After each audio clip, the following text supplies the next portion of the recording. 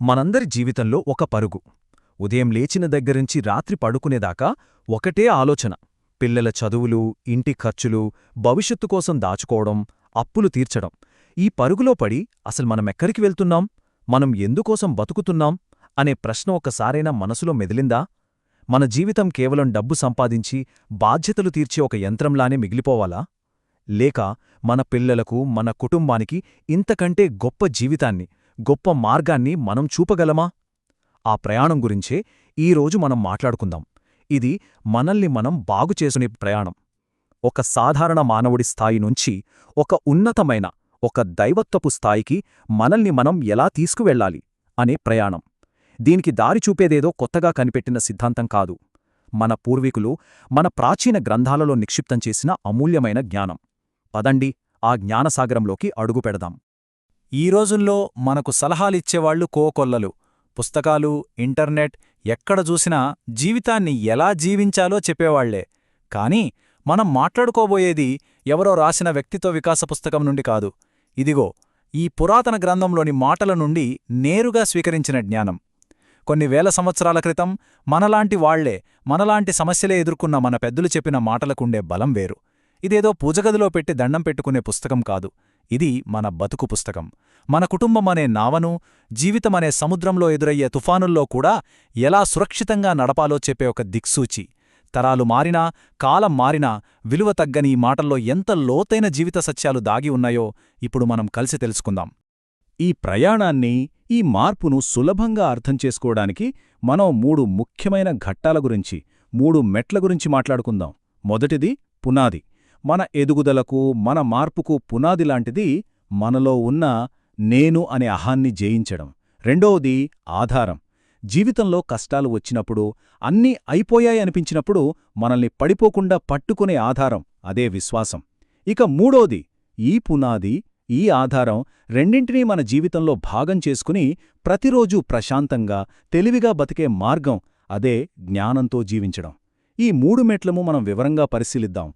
సరే, మన ప్రయాణంలో మొదటి అడుగు వేద్దాం. పునాది. ఏ పెద్ద భవనానికైనా పునాది ఎంత ముఖ్యమో మనందరికీ తెలుసు. పునాది బలహీనంగా ఉంటే పైన ఎన్ని అంతస్తులు కట్టినా అన్నీ కూలిపోతాయి. మన జీవితానికి, మన కుటుంబానికి మనమే పునాది. ఆ పునాది గట్టిగా ఉండాలంటే ముందుగా మనం మనల్ని జయించాలి. మనలో ఉన్న అహంని అదుపులో పెట్టుకోవాలి. ఎందుకంటే మన జీవితంలో మనకు అతిపెద్ద శత్రువు బయటెక్కడో లేడు, మన లోపలే ఉన్నాడు. ఆ శత్రువే అహం. మనల్ని మనం అదుపు చేసుకోవడం నుంచే అసలైన మార్పు మొదలవుతుంది. ఈ మాట ఎంత శక్తివంతమైనదో, ఎంత నిజమైనదో ఒక్కసారి ఆలోచించండి. జయము కలిగిందని పొంగిపోవటం కూడా అపజయమే. ఒక చిన్న ఉదాహరణ. ఒక వ్యాపారికి ఒక పెద్ద కాంట్రాక్టొచ్చింది. లక్షల్లో లాభం. అతను పొంగిపోయాడు. ఇక నాకేంటి తిరుగులేదు అనే గర్వం తలకెక్కింది. ఆ గర్వంతో తన దగ్గర పనిచేసేవాళ్లతో, తన కస్టమర్లతో సరిగ్గా మాట్లాడటం మానేశాడు. కొత్త అవకాశాలను చిన్నవిగా చూసి వదిలేశాడు. ఏమైంది? మెల్లగా వ్యాపారం దెబ్బతింది. చూశారా? ఆ గెలుపే అతని ఓటమికి కారణమైంది. ఇది పిల్లల చదువులకైనా, మన ఉద్యోగానికైనా, మన సంబంధాలకైనా, దేనికైనా వర్తిస్తుంది. గెలిచినప్పుడు ఇంకా ఒదిగి ఉండాలి. విజయం వచ్చినప్పుడు ఇంకా వినయంగా ఉండాలి. ఆ గెలుపు మన తలకెక్కితే అది మరో పెద్ద ఓటమికి నాంది పలుకుతుంది. ఈ 2 విషయాలను చూడండి. వాటి మధ్య ఎంత తేడా ఉందో. ఎడమవైపు అహంకారం. ఇది ఒక బలహీనత. అది మన కళ్లకు గంతలు కడుతుంది, మనల్ని తప్పుదారి పట్టిస్తుంది. మనం చేసింది తప్పని మనసుకి తెలిసినా బయటకు ఒప్పుకోనివ్వదు. నేను తల వంచడమా, నేను క్షమించమని అడగడమా అనే భావన మనల్ని నాశనం చేస్తుంది. కాని కుడివైపు చూడండి, పశ్చాత్తాపం. చాలామంది ఇది బలహీనత అనుకుంటారు. కాని తప్పు ఒప్పుకోవడం బలహీనత కాదు, అది గొప్ప బలం. అవును, నా వల్ల పొరపాటు జరిగింది, నన్ను క్షమించండి, దీన్ని నేను సరిదిద్దుకుంటాను అని ధైర్యంగా చెప్పగలగడం గొప్ప బలానికి నిదర్శనం. మన పిల్లల ముందు మనమొక తప్పొప్పుకుంటే వాళ్లు మనల్ని తక్కువగా చూడరు, మనల్ని ఇంకా గౌరవిస్తారు. వాళ్లకు కూడా నిజాయితీగా ఉండటమంటే ఏంటో మనం నేర్పిన వాళ్లమవుతాం. అహం మనల్ని పడగొడితే పశ్చాత్తాపం మనల్ని నిలబడుతుంది. మరి ఈ అహాన్ని ఎలా జయించాలి? ఈ అంతర్గత శత్రువును ఎలా ఓడించాలి?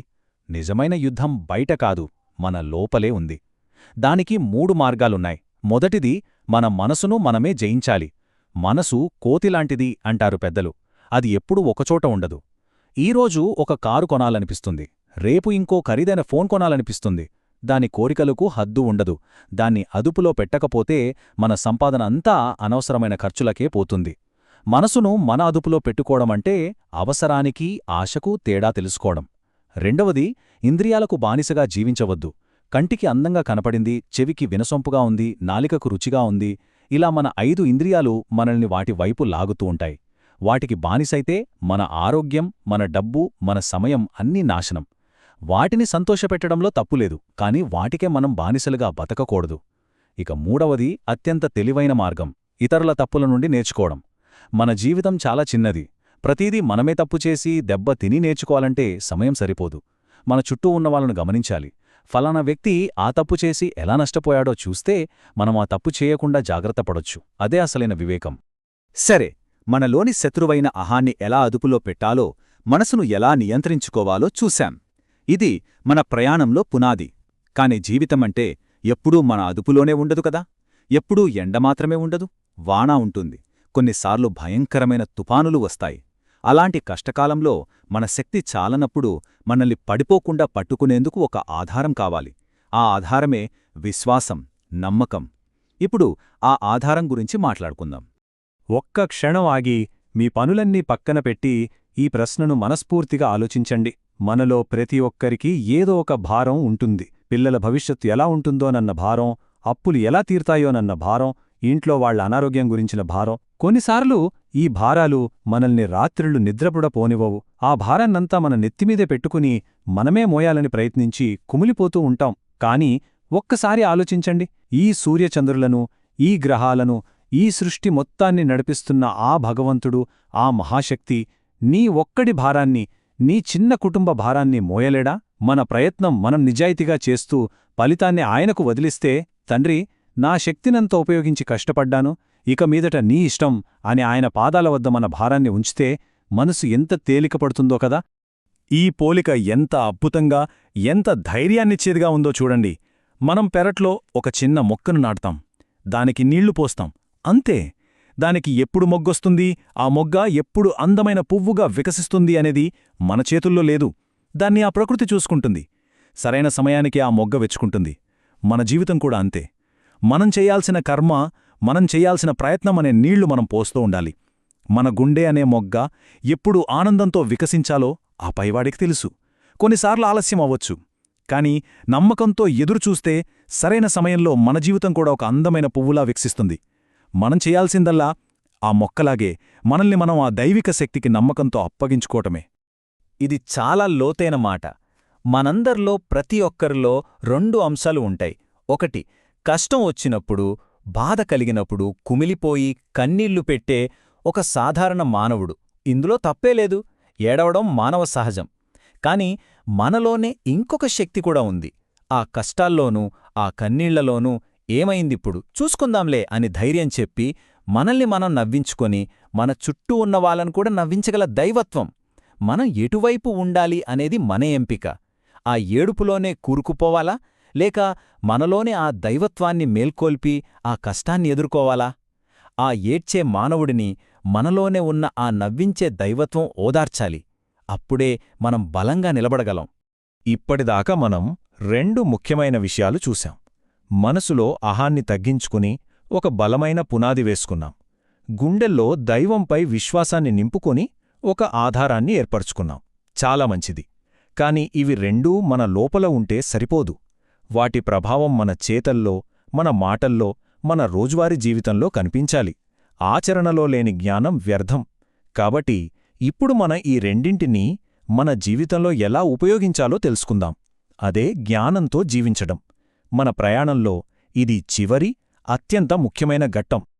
జ్ఞానంతో జీవించడంలో మొదటిది, అతి ముఖ్యమైనది, మన మాటలో వివేకం చూపించడం.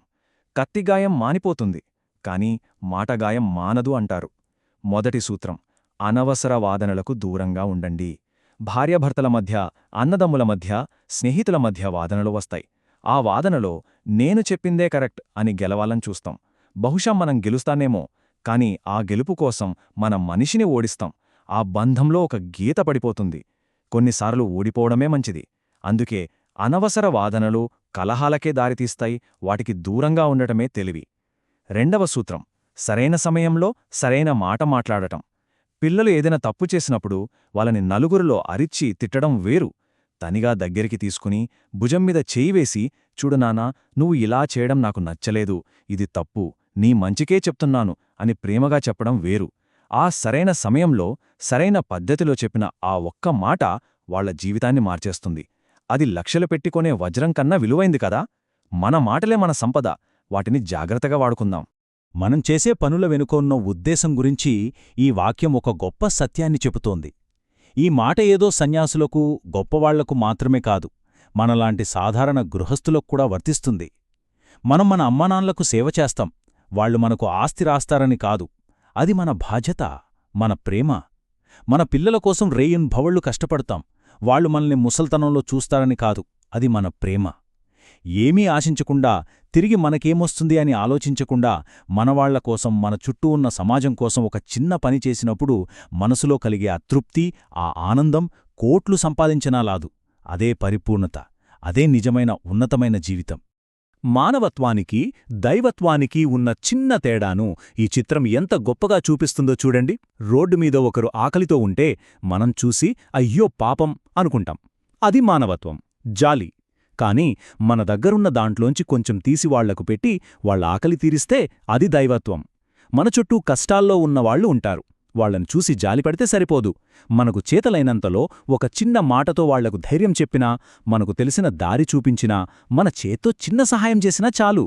కేవలం సానుభూతితో ఆగిపోకుండా సహాయం చేయడానికి ఒక అడుగు ముందుకు వేయటమే అసలైన పరిణితి. అప్పుడే మనలోని మానవత్వం దైవత్వంగా మారుతుంది. చూశారుగా, మనమింతసేతు చర్చించుకున్న ఈ అద్భుతమైన మాటలన్నీ అహాన్ని జయించడం దగ్గర్నుంచి ఇతరులకు సహాయం చేయడం వరకు, ఈ మాటలన్నీ ఈ రోజు కొత్తగా పుట్టినవి కావు. వేల సంవత్సరాల క్రితమే మన పెద్దలు మనకు అందించిన జ్ఞాన సంపద ఇది. ఇవన్నీ ఈ పురాతన గ్రంథం నుండే వచ్చాయి. తరాలు మారినా, టెక్నాలజీ ఎంత మారినా, మనిషి యొక్క మూల స్వభావం, అతని సమస్యలు, అతని ఆనందాలు, అతని బాధలు మారవు. అందుకే ఈ మాటలు ఎప్పటికీ పాతబడవు. ఇది మన జీవిత ప్రయాణంలో దారి తప్పినప్పుడు దారి చూపించే ఒక దిక్సూచి లాంటిది. ఈ విశ్లేషణను ముగించే ముందు ఈ ఒక్క ప్రశ్నతో మిమ్మల్ని వదిలివెళ్తున్నాను. మనం ఇవాళ ఎన్నో ముత్యాల్లాంటి మాటల గురించి తెలుసుకున్నాం. నేను మిమ్మల్ని ఏదీ గుడ్డిగా నమ్మమని చెప్పట్లేదు. ఒక్కసారి ప్రశాంతంగా కూర్చుని ఆలోచించండి. ఈ మాటల్లో మీ హృదయాన్ని బలంగా తాకిన ఆ ఒక్క మాట ఏది? అవును, ఈ ఒక్క విషయాన్నే నేను రేపటినుంచి నా జీవితంలో పాటిస్తే నా కుటుంబం ఇంకా బాగుపడుతుంది, నా మనసు ప్రశాంతంగా ఉంటుంది అనిపించిన ఆ ఒక్క అంశమేది? అది గెలుపు వచ్చినప్పుడు ఒదిగి ఉండటమా, లేక తప్పు ఒప్పుకోవటమా, లేదా అనవసర వాదనలకు దూరంగా ఉండటమా? ఆ ఒక్క మాటను పట్టుకోండి. ఆ ఒక్క మార్పుతో మీ ప్రయాణాన్ని మొదలుపెట్టండి. ఆ చిన్న మార్పు మీలో, మీ కుటుంబంలో అద్భుతమైన వెలుగును నింపుతుందని నా ప్రగాఢ విశ్వాసం.